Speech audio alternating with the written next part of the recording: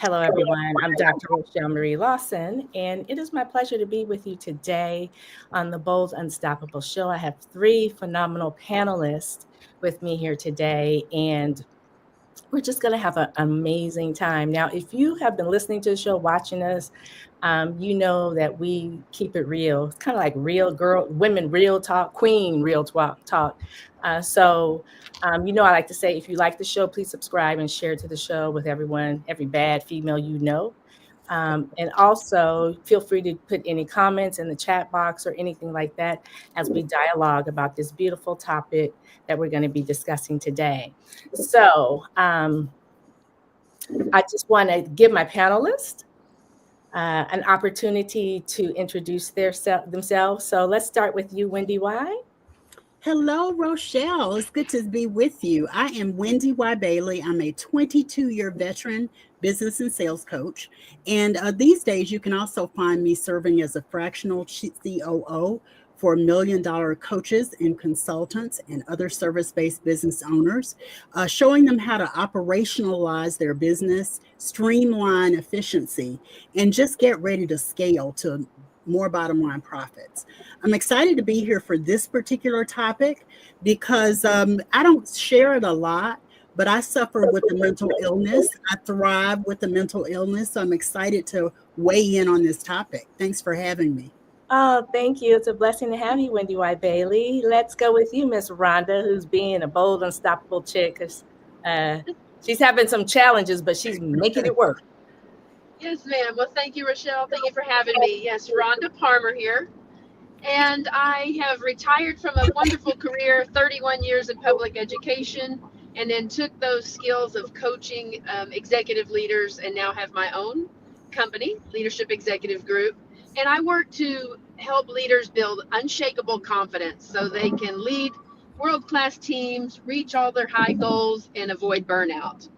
And as Wendy said, I have also struggled with challenges, and that's why it is now my mission to meet as many people as I can and warn them not to just focus too much on their career. Yes, that's important, but we don't live to work, we work to live. So let's not forget about ourselves and our families and just have a balanced life.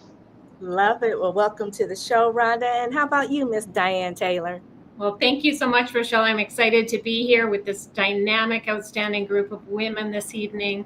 My name is Diane Taylor, and I'm a strategic leadership coach. I help senior leaders build winning teams. And I'm also a recent best-selling author of a book called Elevate Potential, a conscious approach to success, which shows you that balance is, in fact, the way to create success with ease. And like the women on this panel, I too have struggled in my life at different times with depression and anxiety, and help people overcome that to create success in their lives. I love it. Well, welcome to the show, Diane Taylor. It's a pleasure to have all three of you ladies here with me today, and we're going to keep it real. So just in case you missed the intro, I'm Dr. Rochel Lawson. I'm known as the Queen of Feeling Fabulous, and I'm going to open up with these remarks to begin our show. In a world that glorifies hustle, women are reclaiming their right to rest, rejuvenate, and thrive. And as you all know, or may not know, that I am a licensed registered nurse. I'm going on my 35th year. I have a background in Ayurvedic. I have a master's degree in Ayurvedic health. And so I know the importance of what we are going to be talking about today, which is just prior to rising you and keeping it real with, what you may be going through. The topic is mind over matter, women and mental health advocacy. And so with that being said, ladies, I want to open up and ask you this first question. Why do women often feel guilty about putting themselves first? It's a great question. I'll jump right in.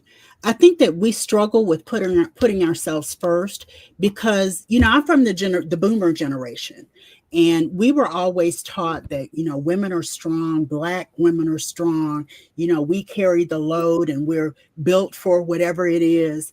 And I think growing up with that sort of drilled into my psyche made me feel like if I wasn't strong all the time, then it wasn't a good thing.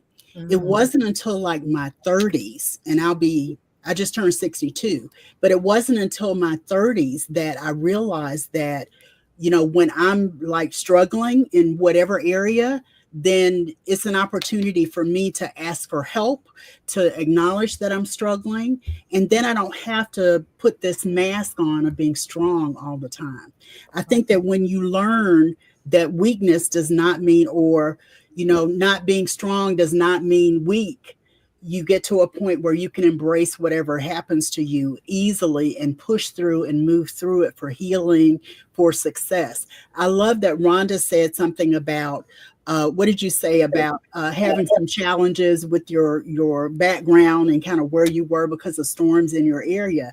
We were talking before we joined this call, and you learn to push through because it's not about, Rochel said, perfection. It's really about excellence. So that's my answer. Perfect. Oh, I love it. Okay, we have to take our first break, but we will be back and we'll continue to engage in this phenomenal dialogue. There you guys have it. It's been opened up. We opened up the door for you. So if you want to join us and put comments in the chat, please feel free to do so. So we're just going to take a commercial break.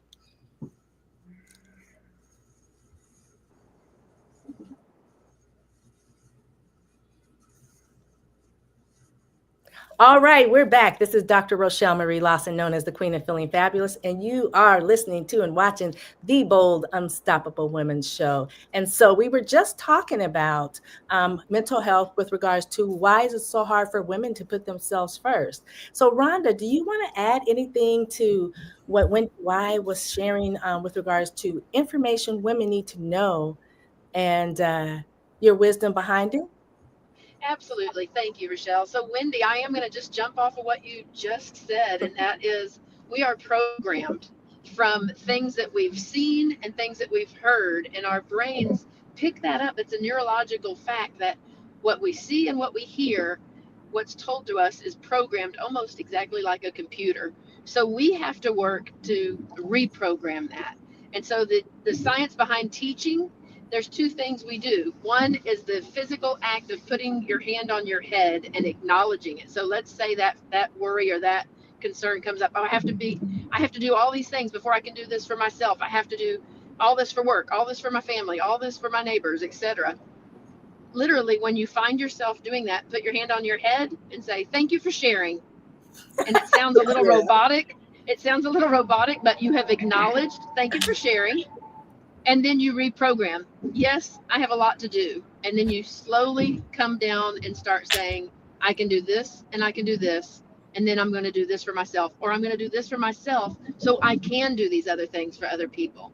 I'm eager to hear about that book that was written because it sounds almost like I co-authored it with you. I love it. It's phenomenal. Okay, Diane, now it's your turn to share. Yeah, I think, as women, we are natural nurturers. We have this beautiful divine yin energy within all of us. However, as things have evolved, we have also stepped up into more of a yang-based society where success is defined by, like you said, that hustle culture, that push. So not only are we expected, mostly by ourselves, to show up as great mothers, friends, community givers, school workers, support parents, we are also in the workplace expected to get results, make things happen. And it's a lot to carry when we don't put ourselves at the center of it and first nurture ourselves. And that's something we're never taught. Generationally, our parents didn't share with us. They were going through stuff like all of us are going through stuff. That's the human experience. They hid that from us. I like to think in our generation, we're doing a better job sharing with our children, showing our vulnerability. There is strength in vulnerability. We can get that. It's you ladies all have something that you all shared something that I can totally relate to. And I think any woman or man because men as our little boys growing up having this experience and watching sisters, if they have it, right? I totally agree. Like our parents didn't share anything with us. There is an expectation, particularly in the African-American culture, that you take care of everybody, your siblings, or, you take care of everybody. And then even in just the world today, I find women put themselves last. And so what I didn't share was I am a registered nurse going on 35 years in background emergency trauma nursing, licensed in multiple states. And I learned at a young age that the expectations that were put upon me, spoken vocally as well as subtly, that I was seen, basically shown but not told, really did have an effect on me. And so in order for me to keep it together, I realized with all the hundreds of patients I may have taken care of coming in with mental health challenges, I realized that the number one thing is we've been programmed wrong. We've been programmed to take care of everybody else first and then think about ourselves last, because we put ourselves first, then we were being selfish, right? And so that's the selfish is a bad thing. Exactly. And that's the total reverse of what it is. You should put yourself first. There's a reason why, they say on the airplane, I hate to use that thing, but the flight safety instructions, I love it. It's like you put yourself first so that you have that energy, wherewithal, tenacity, fire that you need to take care of all the things coming up in your life. And when we don't do that, we really begin to crumble under the pressure of what we think is expected of us, and just not really taking it and commanding our own throne. So I love this dialogue because I could totally relate to it. And it just, I could relate to it from the mental health challenge of being a healthcare professional, as well as a multi-business owner, as well as a mom, a daughter, a sister, a cousin, all that kind of stuff. So I'm loving this, y'all. So let's move into the next question. Ladies, how can we redefine self-care beyond the bubble of like taking 5 minutes for ourselves? Like in the morning, we wake up, we take 5 minutes, and then, that's what we consider our self-care, because we'll get to it later, the rest of it later, but later never happens. We end up going to bed tired because we're taking care of everybody else. And then the next day we wake up and we take 5 minutes while we're sitting on the toilet thinking that we're taking good care of ourselves. How do we redefine self-care beyond the bubble of taking that 5 minutes for ourselves? Let's start with you, Diane. Sure, absolutely. So for me, we need to look at our self-care in 4 different dimensions: our physical, mental, emotional, and spiritual selves. And, a lot of my book, I spend time walking through some things to do in each one of those realms to support people that we were never taught. A lot of companies, large organizations spend hundreds of thousands of dollars on employee wellness plans, and they give them a gym membership and they think that's a wellness plan. And, I teach my leaders about holistic wellness. I teach them about, you can't be a leader unless you understand yourself and take care of yourself. The other thing is, I think there's a lot of fluff around the space of self-care for women. Go to the spa for the day, get your nails done. Well, that's lovely icing on the self-care package. But if you're not taking care of the core things that really matter in your life, like your health, what are you consuming? What are you putting in your body? What are you watching? Those type of things that have great effect on our mental health, even down to what kind of music do you listen to?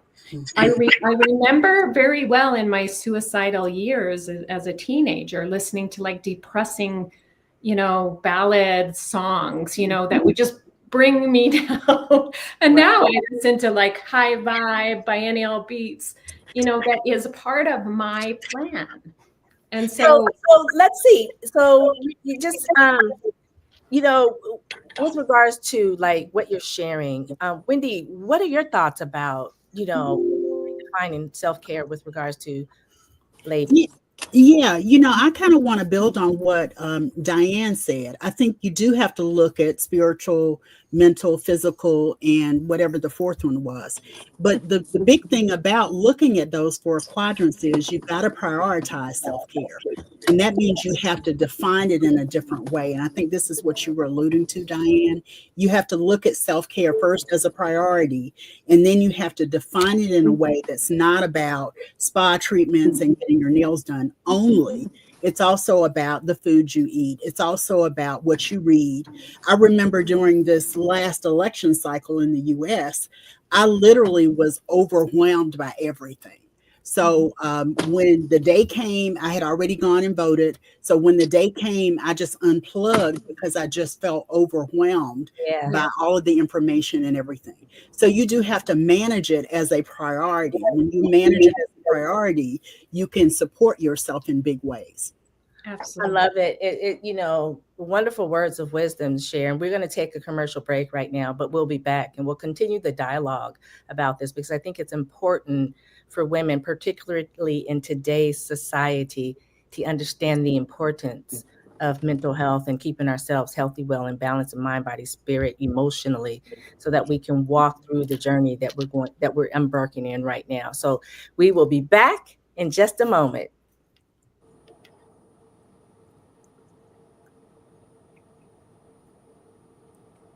All righty. Thank you. Welcome back to the Bold Unstoppable Show. And I have Wendy Y. Bailey, Diane Taylor, and Rhonda Parmer as our guest. And Rhonda, I want to ask you, with regards to what we're talking about, the question before we went on the break, how do we redefine self-care? I want to add this to that question.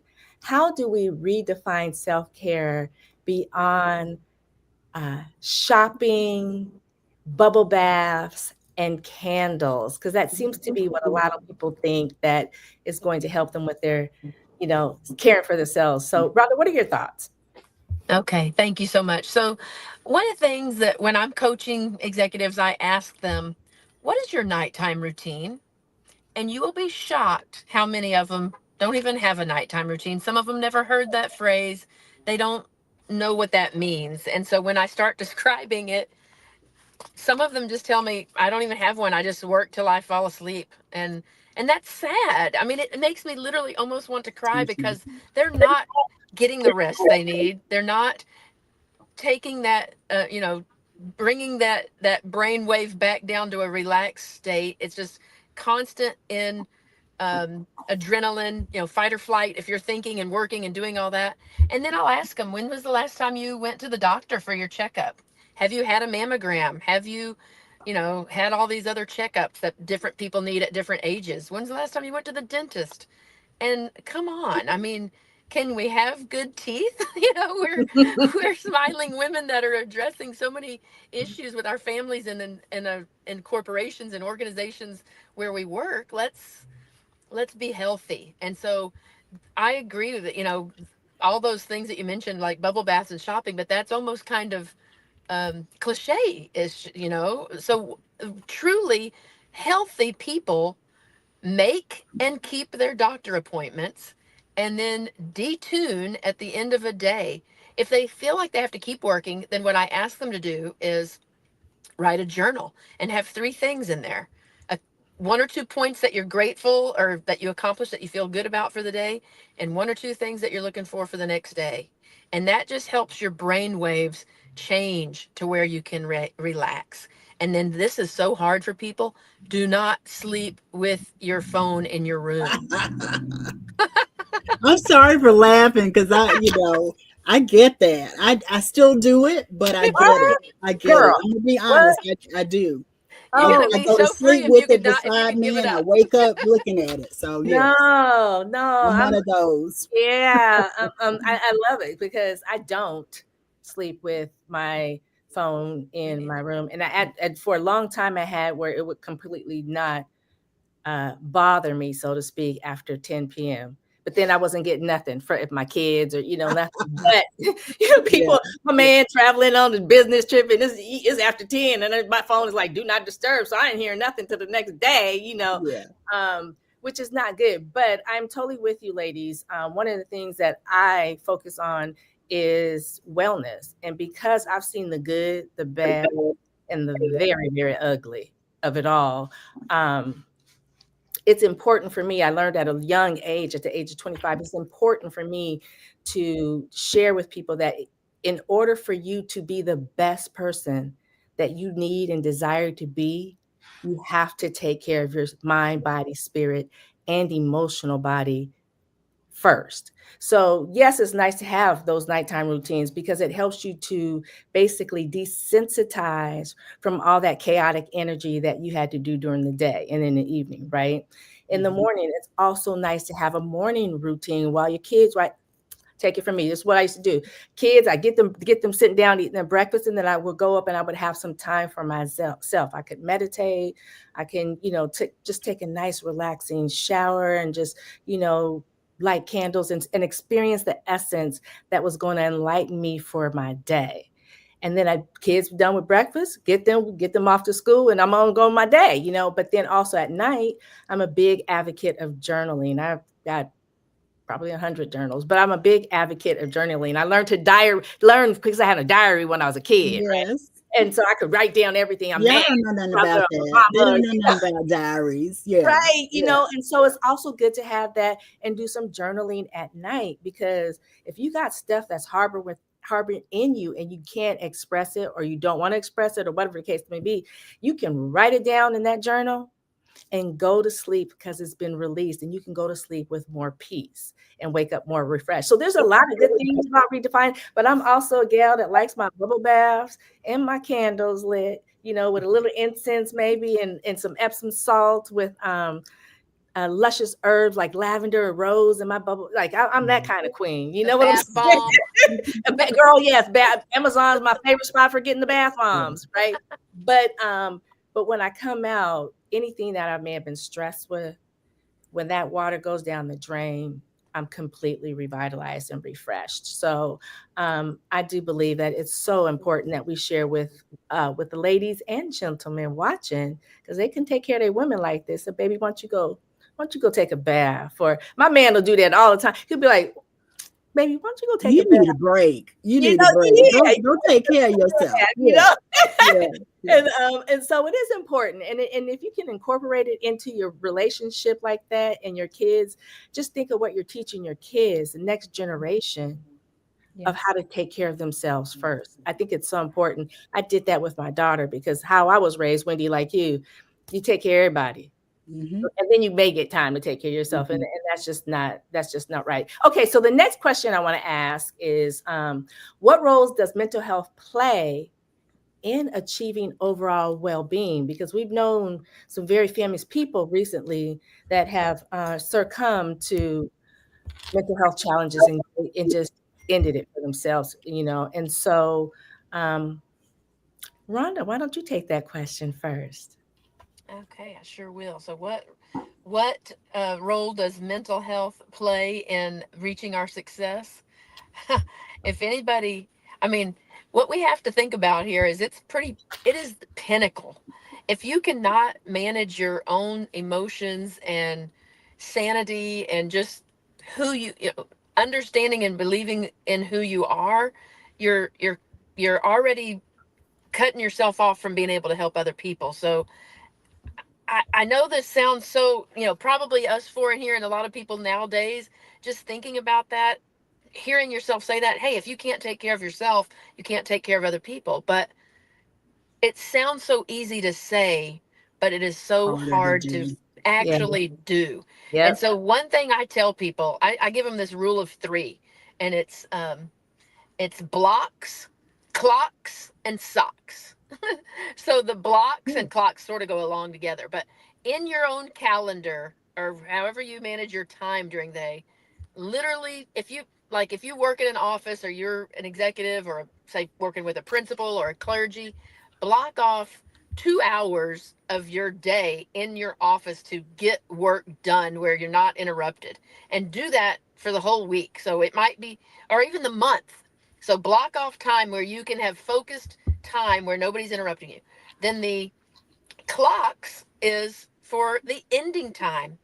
Everybody has an ending time. Most of us know what our ending time is, but we work past it for some reason. We're either driven to finish a project, or we got interrupted during the time that we shouldn't have, whatever. But commit to leaving on time. At least, if you're going to start, then just start with 1 day a week, leave on time. And then grow up to 2 or 3 or 4 or 5 days on time. And then socks, that's for relaxing. Go do something for yourself to relax.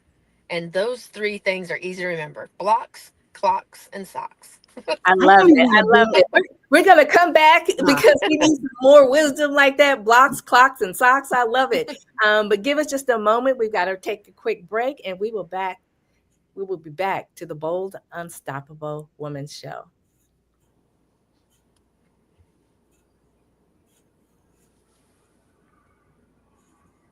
Okay, we are back, and we were talking about wonderful ways to not only get things accomplished in a focused manner, but also to get things accomplished when it comes to your health and well-being in a focused manner. Wendy, did you want to add anything? I do. I'm like chomping to add something to it. I'm like, me.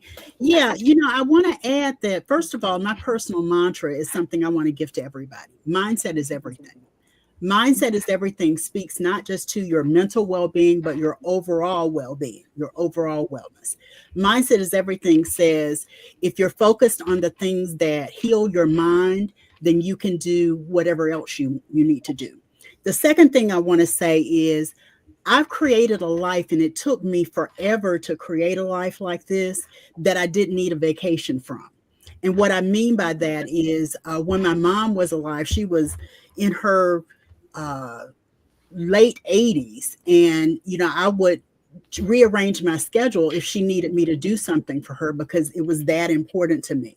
I think that when you observe self-care, you do the same thing. When you prioritize your mental health, you make it a priority to take naps during the day if that's what you need to do, to sit down and watch, your guilty pleasure during the day. I'm a Tamron Hall and Sherry lover, so I like watching those things. There's a new Black soap opera coming on later in the month. I think I'm going to make some time for that because I haven't watched soaps in years. But whatever it is, so create a life that you don't need a vacation from. And then the last thing I'll say is you've got to surround yourself with the right people. I call them my success team. And my success team is my therapist, my chiropractor, my business bestie, my best friend, whoever they are for you, they're what keep you together. And if you're surrounded by people that aren't supporting your success, you're in the wrong team, and you've got them on your team, and you need to switch them out. Bam, I love it. Absolutely some wonderful words of wisdom that we all should be incorporating into our lives, right? We don't have to be that lone ranger trying to do everything else. We can have these wonderful support systems and support people in our life that can help us to be much more successful in maintaining our overall well-being. Now, ladies, my next question is, how can women overcome the stigma of seeking professional help for mental health? I know back in the day when I was actively being that badass chick doing emergency room trauma. I worked with males usually on my shifts at night. I was always usually the only female. So anything traumatizing that a young lady or a woman showed up in the emergency department trauma center with, it was relegated to me. And so there were so many times, so often, that I just wanted to just open up their heads and spew into them how they needed to take care of themselves. And one of the things that they could do to take care of themselves is to seek out a mental health therapist that can help them, someone they can talk to, someone that can help guide them to make the best solutions and put themselves in a better situation for themselves and their mental well-being. So ladies, that question that I'm bringing to the forefront, I'm going to start with you, Diane, is how can women overcome the stigma of seeking professional mental health for themselves? Well, I think I take it from the perspective of, I've had the privilege and honor of being at the table for almost 30 years now, where I get to help senior leaders make promotional decisions. So if you don't want to do it just for yourself, understand that if you don't take care of your mental health, you're going to stop your success. Because when we look at why not to promote someone, there's a lot of myths out there. people believe there's a glass ceiling, or I'm not showing up and working hard enough, or I'm, different reasons we assign. But really, when it comes down to it, the reason people are not chosen for promotions is because of the way they are showing up. They're showing up in a way that is not able to get influence or buy-in from others. And that goes directly back to how healthy are we in the emotional, mental, spiritual realm? Because 95% of the way we show up is our subconscious mind. So, in our formative years, stuff happens, and that creates subconscious information that we get triggered and show up poorly. So if you can't just do it because it's the best thing and everybody should be doing it nowadays, just like we brush our teeth because we know our dental health is critical for our whole well-being, do it for your ambition, right? Because if you are mentally well and emotionally well, you will be 100% much more successful and feel much more at ease living that life that Wendy talks about. And I nap almost every day, Wendy. So high five to you, sister. Again, wonderful words, Diane, because I think there is this huge stigma about going to seek mental health. And I know when I was growing up, African-American community everything was they worry about it. Yeah, it wanted to be taken in this little nucleus because, you didn't want, your friend or whoever or whatever it was to know that, you had somebody in your family that was struggling mentally. Or the thing they would be like, oh, they just crazy. Don't pay attention to Bobby. He just crazy. Or don't pay attention to Cynthia. She just crazy. That's just the way she act, not understanding that there was so much more behind that and that the people really did need some mental health. But in the stigma is if you go, particularly in the African-American community, if you go outside of your family or to some medical professional that's going to provide you mental health beings, then you're crazy and you're weak. Yeah. And that's not it. You're crazy and you're weak and there's no help for you, but in reality, you're strong because you recognize that you can't do it by yourself. Right. And I had an experience of when I was back in nursing school. So this was like in the mid 80s. But I was just a little while ago. Just a while ago. Mm-hmm. And we had to do a rotation in a locked psychiatric facility. And what was one of the amazing things, and it was a county, so it was raw. But one of the amazing things that I discovered with, talking to the patients from schizophrenic to, depression to manic to whatever it was that they were dealing with, they would have these moments of like they didn't have any mental illness. And they would talk to you like how we're talking today, like how we're talking. And it was in those moments that I realized that somewhere along the line, the opening for them to get help was discounted by someone in their family. It was a continued thing that would come up when you would talk to them. One of the lady told me, she said, you know what? I like to mess around on my husband. I've had numerous affairs on him.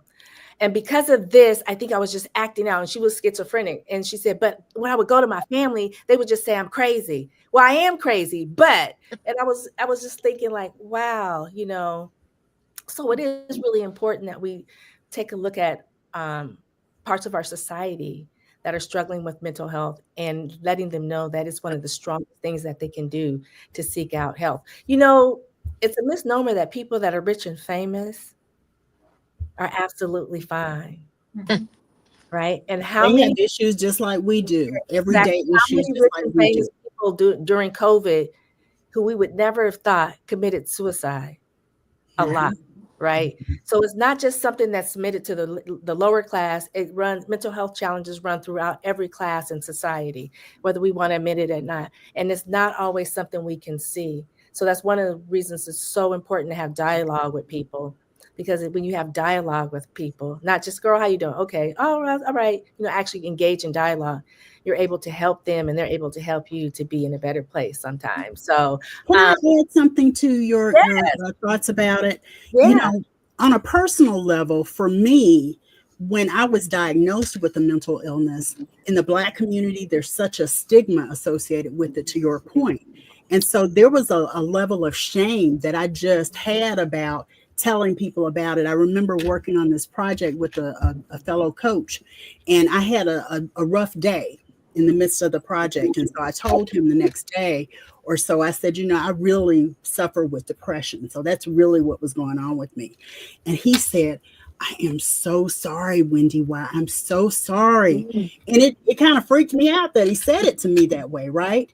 But then years later, I came to understand that it was okay to disclose it. And I needed to be one of those people about the business of educating folks about it being something I thrived with, not something I suffered with, right? Yes. And so I was listening to this speaker, and they promoted this speaker as somebody who told her deepest, darkest secret. And when she told her deepest, darkest secret, she built a speaking empire.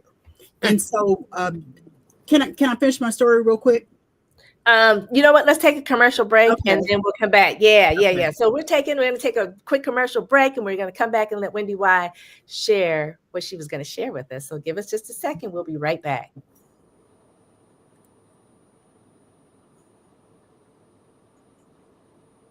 All right, we're back and welcome to the Bold Unstoppable Woman Show. And Wendy Y was dropping some game and sharing some wisdom and just insights about her journey with her depression. So go ahead, Wendy. Now open up. Tell us, girl, what was you going to tell? Okay. I'm going to tell you. So the speaker, her big secret was she had contracted herpes in her 20s. And, once she started disclosing to her speaking audience and making it part of her story, people came up to her and said, oh, I have a family member. Oh, I know how that feels. And so I just felt this burning question to ask her, when did you know it was time to share your secret? And she gave me these words that I want to give everybody. They're a gift, I'm telling you. When your desire to heal is greater than your fear, then you will share your story without shame. You will share your mental illness without shame. And you'll find that it helps other people. You make a big impact. And you may actually, increase your bottom line profits at the same time. Wow. Yeah, and I had a similar experience, Wendy, that when I first spoke at She Talks, the inaugural She Talks in Vancouver, Canada, and shared my story of how I tried to commit suicide 3 times when I was 17 years old, I was so afraid. Like, I left the house without my dress. I was like so afraid to share the shame. And the way I was greeted after, the love that poured out, oh my God, I have the same story. Oh, I can't believe this. You really touched me. I had that exact same feeling. I love it because again, sharing and putting ourselves sometimes in these vulnerable places. You don't know who out there that you may be helping, right? There's a lot of people that sit in shame because they're having some challenges, and I gotta take these glasses off. And so you don't know who you might be helping from just sharing your story and giving that person the strength to move on to seek professional help, right?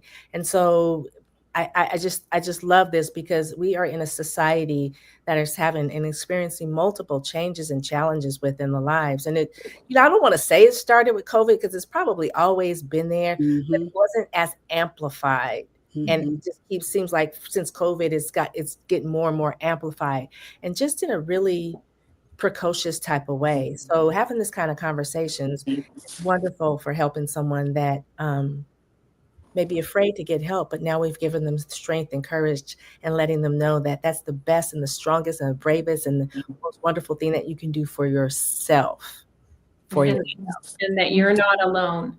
And exactly, you're not alone. How many people think they're alone in the situation?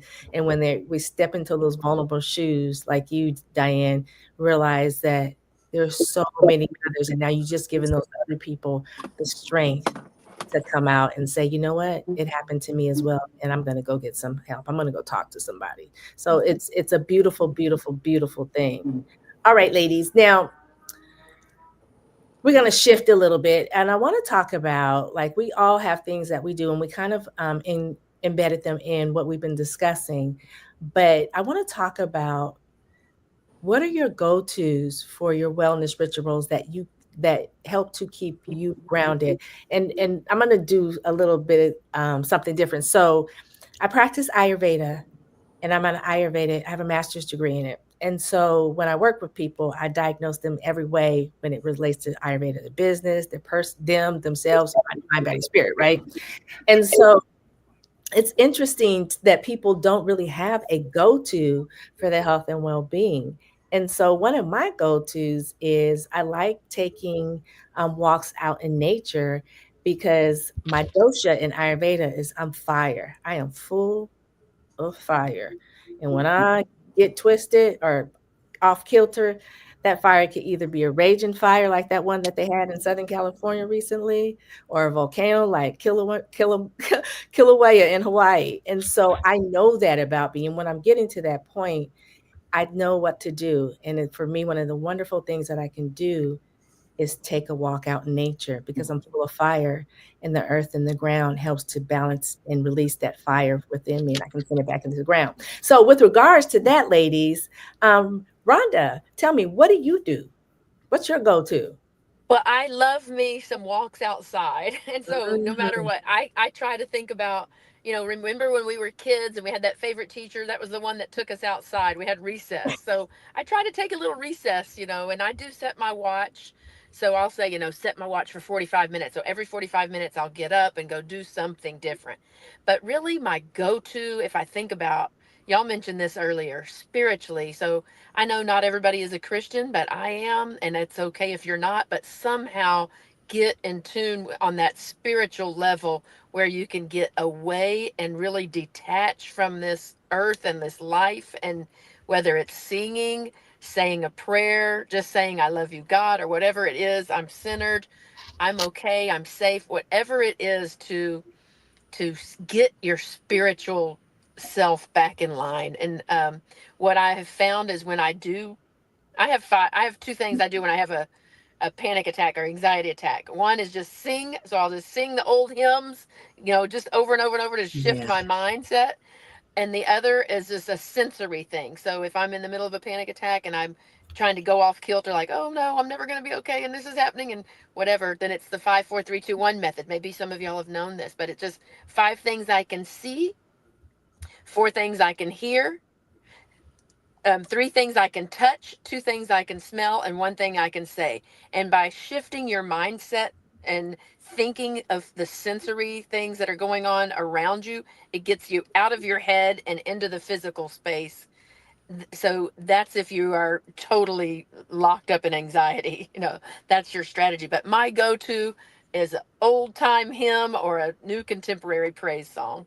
Oh, I love it. Okay, wait, we got to go for another commercial, but we'll Okay. be right back, y'all. And we're going to share some more go-tos on how we can, get in that wellness vibe with our mental health. We'll be right back.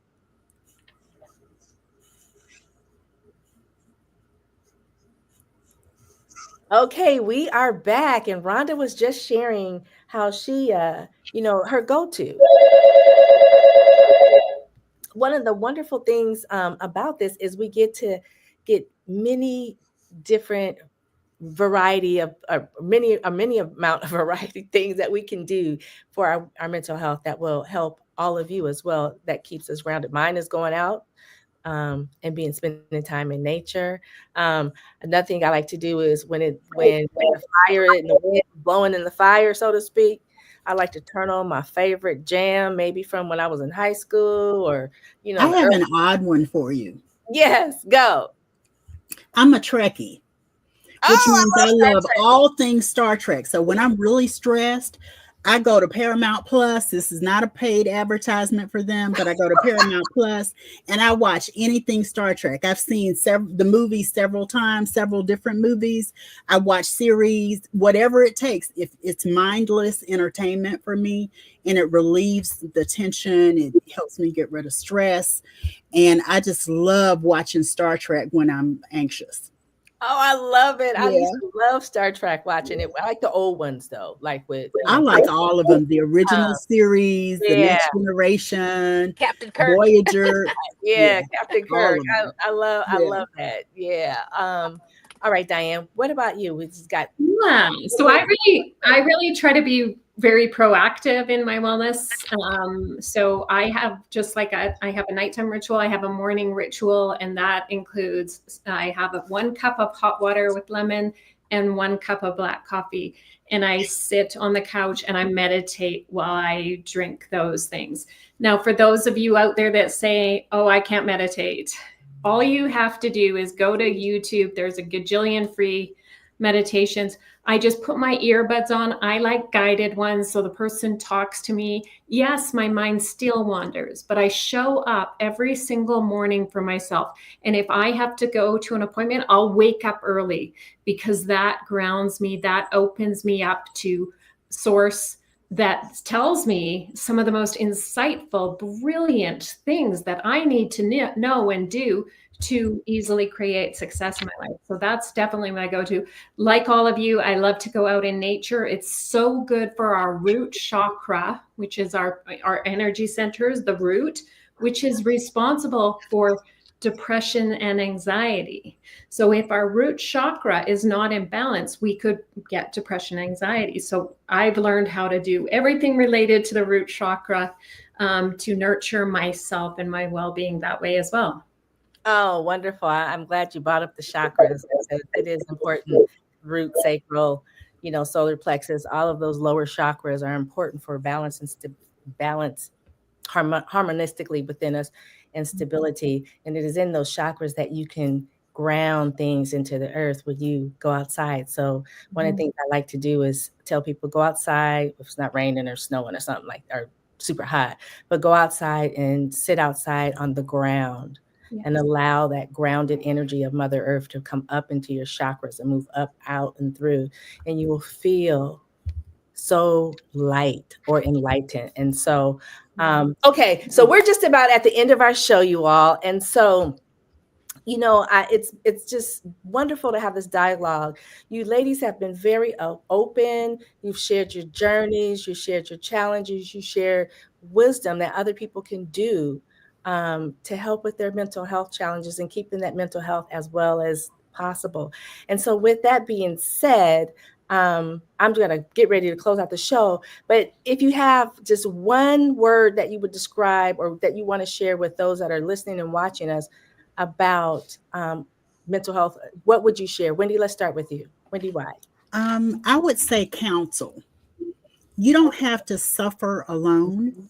Seek out counsel to get the support you need through whatever your challenges are. If you are undiagnosed and you have some mental illness, counsel will help you get the diagnosis. Perfect. If you Rhonda, what is your word? Friendship. And that is just, if you are struggling yourself, go help someone else. Be a friend to get a friend. Love it. And Diane?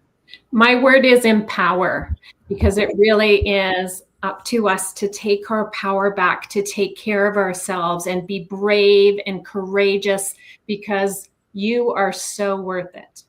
Oh, I love it. And so as we close out this show, I just want you all to realize that your mental health is your superpower. Wellness is not a luxury. And sometimes when you lose it, you either struggle to get it back or you never, ever are able to get it back. But also, wellness is your birthright. Let's give ourselves permission to put our happiness and our mental health at the top of our list. And for those of you that want to dive a little bit deeper into some of the things we're sharing, you'll be able to get the panelist information. But diving deeper into tools for resiliency, you can do that with my book, 365 Days of Affirmations for a Year of Bliss.